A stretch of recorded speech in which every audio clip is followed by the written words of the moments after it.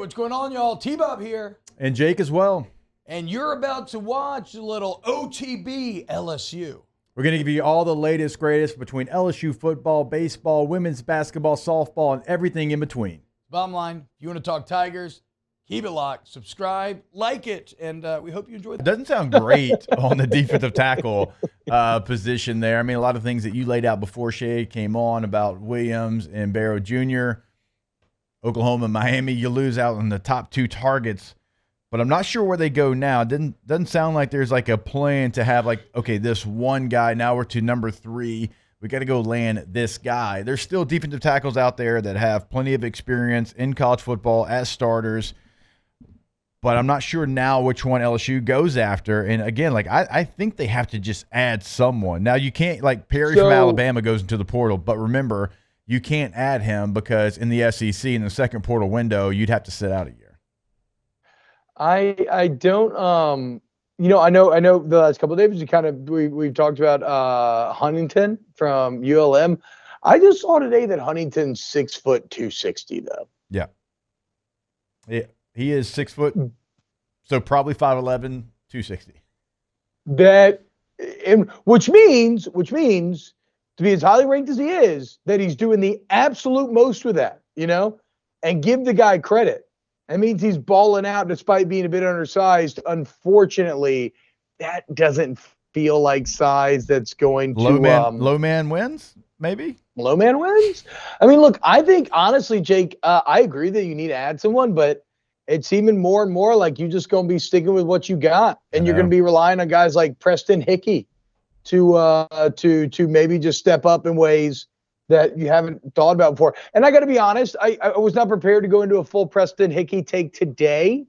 So I need to do more research before I do, but this is a preferred walk-on who's very, very strong. I think like maybe damn near the strongest guy on the team. Started out at Oklahoma State. He had a strong spring, reportedly.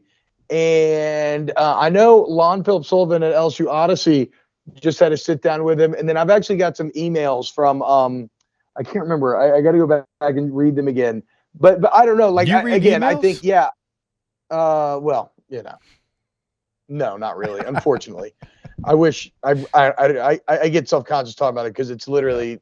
I mean, we're so bad. Yeah, we're both bad. It's the thing that I've worked we're with both bad professionally in the entire world, and it constantly gets me into trouble, and I just can't bring myself to do it. I mean, if I can't read text, how am I supposed to get the emails, right, dude? That's it does kind of get us. But anyway, the point is, I know I have a couple emails that were skimmed over and essentially unread about Hickey. So yeah, man, I don't know. It's kind of feeling like more and more like you're just gonna have to ride with the guys that you got, and Bo Davis is gonna have to try to coach his ass off. I'm okay with you got to ride with those guys, and you've got a veteran player, you got some young players, and you're going to have to figure it out. Maybe you move a couple of pieces here and there, but I still think they got to add somebody. Like the quality might not be what it was in those top 2 guys, but even if you go in the portal and you get someone who has starting experience, like Thomas Gore's in the portal from Miami, right? Miami signs one, you're probably going to lose one. Like, that's a player that would give you a body that when you put him in there, he's not going to be a liability, right? You know what I'm saying? So, like, you got to add somebody like that. You might not now have the ability to add the game changer, which, look, it sucks. It does. But you missed. You were 0 for 2. But if you can just add somebody that can get in there and give you SEC quality, I still think, T-Bob, you got to add somebody. You can't – I just don't believe you can go into the season with who you currently have, knowing that position and knowing how much you have to rotate. Like, having Wingo and Roy, like Shay laid out, be defensive tackles that one was number 1 in the country in snaps, the other was number 6, like that's not a recipe for success oftentimes. What other names are out there? CJ, will they revisit the CJ West thing? He's still out there. I mentioned Gore from Miami, Huntington, somebody that we mentioned. Full disclosure, it's slim pickings at this point to somebody that is going to be like a game changer. Like you're going to get, and they re-rank these players once they get into the transfer portal, you're going to get a 3-star player after the re-ranking. That's what's available. Now, 3-star players, again, like we've seen them thrive before, but at this point, they kind of are who they are at the college level. But again, you just need somebody that isn't a liability when you put him in there because you're going to have to rotate. It's a position that rotates as much as any on the field. It's yeah, and I think whatever, okay, I don't know if this is exactly why those guys left.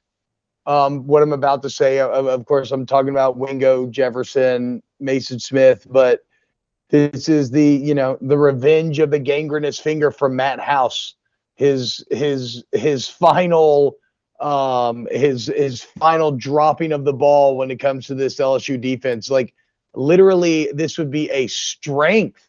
Actually, you'd be fine if you had one of those guys. This would be a strength of the team potentially if you had two of those guys.